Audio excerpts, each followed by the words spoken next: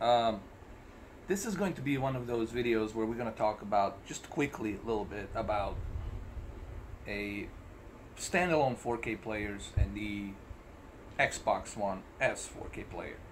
Now, can you watch 4K movies on the Xbox One S? Yes. Can you see 4K resolution with the Xbox One S? Yes. Can you see HDR with the Xbox One S? Yes. Yes, you can see the HDR, but there's some things you can't do with the Xbox One S 4K player. Number one, you cannot output that lossless Dolby Atmos and DTS:X sound. Now, I know there's been a rumor that's being talked about having the Dolby Atmos and DTS:X experience. However, I checked with the Xbox forums. I've checked with everybody. No one yet has yet to confirm that. There's no official like confirm date for that update. Phil Spencer didn't say anything.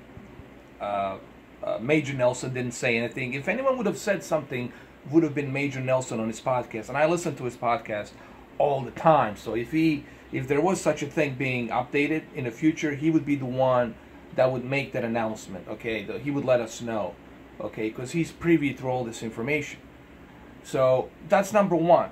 Okay, number two is you cannot calibrate your movie in the Xbox One Blu-ray app. You can only use your controller to press play and pause, and it's really not that good. It's really not that responsive. It's very clumsy. It's very clumsy. Very clumsy. It's not that responsive compared to a standalone 4K player. And on top of the other thing is they're not really using a good 4K player. They're using a very cheap 4K drive. All right, and I think it's by Philips, and they're using a very cheap 4K drive. So bottom line is you're not getting the best of the quality when you are watching 4K movie on the Xbox One S. Yes, you do see a resolution, you do see a little bit of HDR, obviously, but you're not seeing the true potential of the wide color gamut. Like I show you the example on the Man of Steel. I can do a comparison between a Samsung UBD M9500 and the Xbox One S, and you will see a drastic difference between the HDR on the 4K player Samsung UBD M9500 and the Xbox One S, and you will see just the drastic difference. By the way, if you see the two PlayStation VRs, that's because that's the one that I'm gonna give it to my brother, and I'm just testing it out, making sure it works properly. Then I'm gonna give it to him so he can use it. I do try to help whenever I can. So bottom line is this, guys. Yes, you can use that. Look, it's cool to have Xbox One S with a 4K player built into it and to do 4K streaming. That's pretty cool. I'm hoping that Scorpio will be able to have maybe a better 4K player by a better company, or utilize a little bit more stuff, considering that Scorpio will have that horsepower of GPU inside. Hopefully that Scorpio will be able to utilize that power into 4K movies, but we'll see what happens. But currently the Xbox Blu-ray app, it's not that good.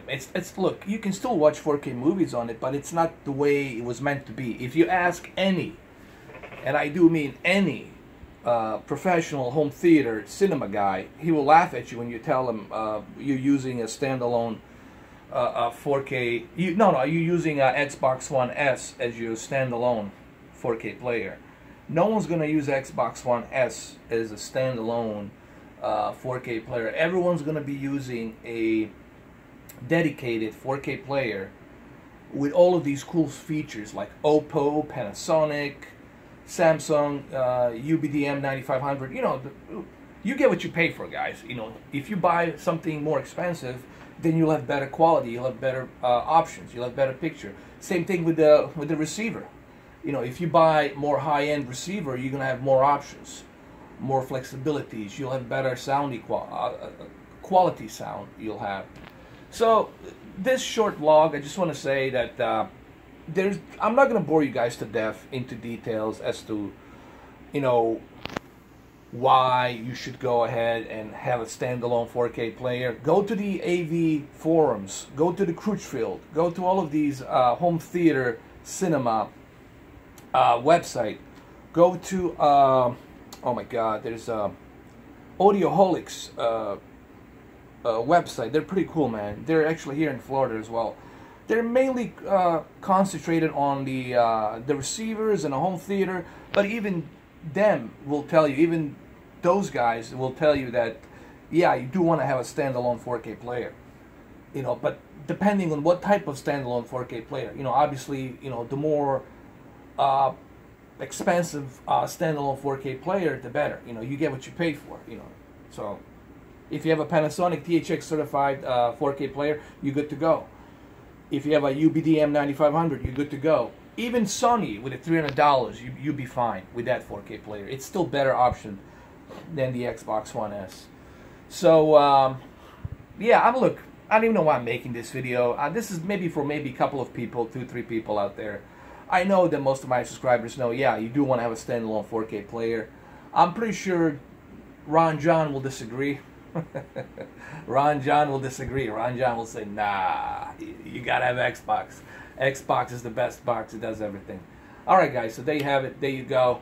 Just a little short vlog. Moving vlog like this. There you go. Alright, take care.